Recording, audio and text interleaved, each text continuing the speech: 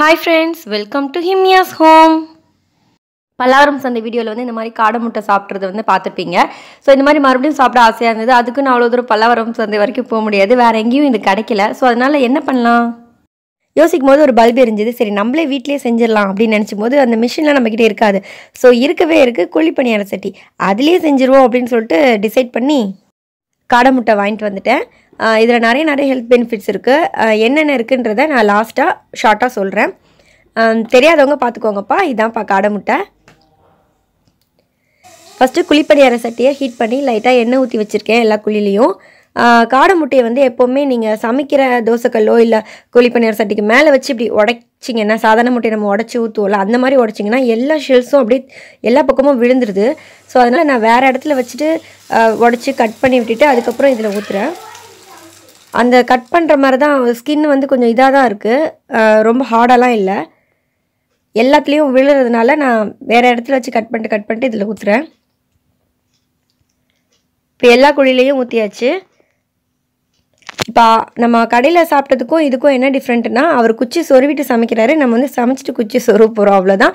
இன்னும் அதை விட எக்ஸ்ட்ராலாம் ஆட் பண்ண போகிறோம். ரொம்ப டேஸ்ட்டாக இருந்தது. இது தேவையான அளவு உப்பு போட்டுக்கோங்க. கல்லுப்பு வந்து நான் தூள் பண்ணி வச்சுருந்தேன், அதை தான் போட்டேன். இப்போ வந்துட்டு மிளகுத்தூள் வந்து ஆட் பண்ணுறேன் எல்லாத்துலேயும். உங்கள் காரத்துக்கு ஏற்ற மாதிரி நிறையவோ இல்லை கம்மியாகவோ ஆட் பண்ணிக்கோங்க. தனி மிளகாய் தூள் கூட நீங்கள் வந்து போட்டுக்கலாம்.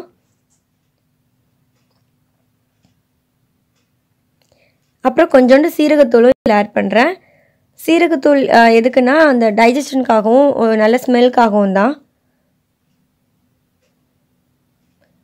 சும்மா லைட்டாக தூவி விட்டுட்டு நல்லா வேக விட்டுருங்க.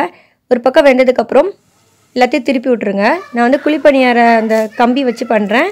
இதுதான் வேணும்னு கிடையாது. சும்மா கத்தி வச்சு இல்லை ஸ்பூன் வச்சு திருப்பினா கூட அழகாக திரும்பிடும். நான் ஏதாவது ஒரு ஹோட்டலில் ஏதாவது சாப்பிட்டோன்னா அதை வந்து வீட்டில் வந்து ட்ரை பண்ணுவேன். அதில் என்னென்ன கலந்துருக்காங்க அப்படின்னு பார்த்துட்டு அதே மாதிரி நம்மளுக்கு வந்துடும். அது மாதிரி ட்ரை பண்ண தான் அந்த ப்ரான் மஞ்சூரியன், வாழைத்தண்டு சூப்பு, அப்புறம் இந்த ஆப்பம், அதெல்லாம் நான் வீடியோ போட்டிருக்கேன். அது மாதிரி இதையும் இன்றைக்கி ட்ரை பண்ணியாச்சு. இது ரெண்டாவது வாட்டி நான் செய்கிறேன். ஃபஸ்ட் வாட்டி ஆல்ரெடி நான் செஞ்சுட்டேன். இது வீடியோக்காக இன்னொரு வாட்டி செஞ்சேன். இப்போ திருப்பி விட்டுட்டு எடுத்து வச்சாச்சு. அதுக்கப்புறம் நம்ம வந்து காய்கறிகளும் ஆட் பண்ணிக்கலாம். இப்போ வந்து அங்கே வந்து நம்ம வெறும் முட்டை மட்டும்தான் கொடுத்தாங்க. இதில் நம்ம வந்து வெஜிடபிள்ஸும் ஆட் பண்ணால் இன்னும் டேஸ்ட்டாக இருக்கும் அப்படின்னு ஃபீல் பண்ணி நான் வந்து 2 வெஜிடபிள் இதில் ஆட் பண்ணுறேன். நீங்கள் தேவைன்னா தக்காளி வெங்காயமும் ஆட் பண்ணிக்கலாம். நான் வந்து குடமிளகாவும் உருளைக்கிழங்கும் மட்டும் நான் எடுத்திருக்கேன். சதுரமாக கட் பண்ணி வச்சுருக்கேன். அப்புறம் தேவையான அளவு அதுக்கு உப்பு போட்டுக்கோங்க. அப்புறம் தனி மிளகாய் தூள் 1 ஸ்பூன், ஒரு 1/2 டீஸ்பூன் ஜீரகத்தூள் போட்டுக்கோங்க.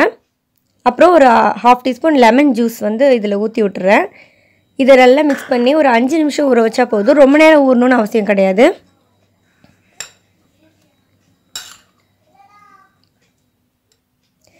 இப்போ ஊறிடுச்சு.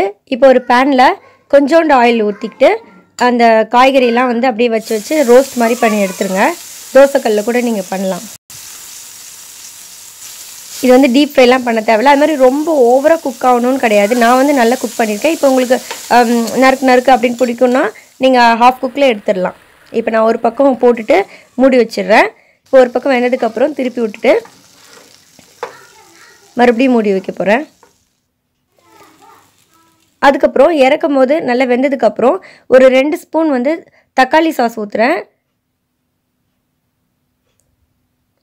நீங்கள் சில்லி சாஸ் வேணும்னா ஊற்றிக்கலாம். அதுக்கப்புறம் ஒரு ஸ்பூன் சோயா சாஸ் ஊற்றுறேன். இது வந்து இறக்க போகிற டைமில் தான் நீங்கள் ஊற்றணும். லாஸ்ட்டாக ஊற்றிட்டு ஒரு பரட்டிட்டு அப்படியே எடுத்து வச்சுக்கோங்க. அதுக்கப்புறம் ரொம்ப நேரம் நீங்கள் அடுப்பில் வைக்க தேவையில்லை. இப்போ எடுத்துகிட்டு ஒரு பவுலில் தனியாக எடுத்து வச்சிடலாம். இப்போ முட்டை ரெடி. அப்புறம் வந்து வெஜிடபிள்ஸ் ரெடி. இப்போ வந்து உடன் ஸ்டிக் இந்த மாதிரி விற்கிது கடையில், ஃபேன்சி ஸ்டோர்லலாம் இருக்கும். அதில் நம்மளுக்கு வந்து தேவையான இப்போ வெஜிடபிள் 2, அப்புறம் முட்டை, அப்புறம் நம்மளுக்கு எப்படி தேவையோ அந்த மாதிரி சொருகிக்கலாம்.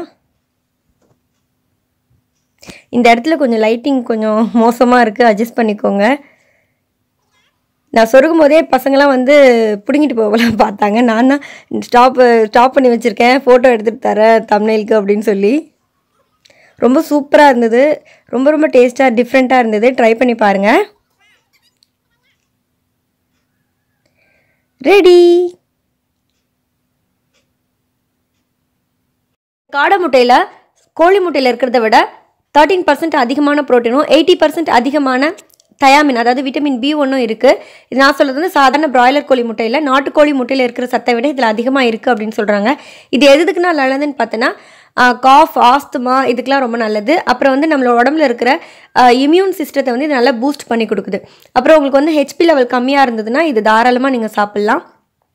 அப்புறம் வந்து கிட்னி ஸ்டோன் பிளாடர் ஸ்டோன்ஸ்லாம் வந்து இது ஒரு நல்ல மெடிசனாகவும் இருக்குது. அப்புறம் சாதாரண கோழி முட்டை வந்து அலர்ஜிக்காக இருக்கும் நிறைய பேருக்கு, அவங்களாம் இந்த முட்டை தாராளமாக எடுத்துக்கலாம். வீடியோ உங்களுக்கு பிடிச்சிருந்துச்சுன்னா லைக் பண்ணுங்க, ஷேர் பண்ணுங்க, சப்ஸ்கிரைப் பண்ணுங்க. எல்லா புகழும் இறைவனுக்கே. பாய்.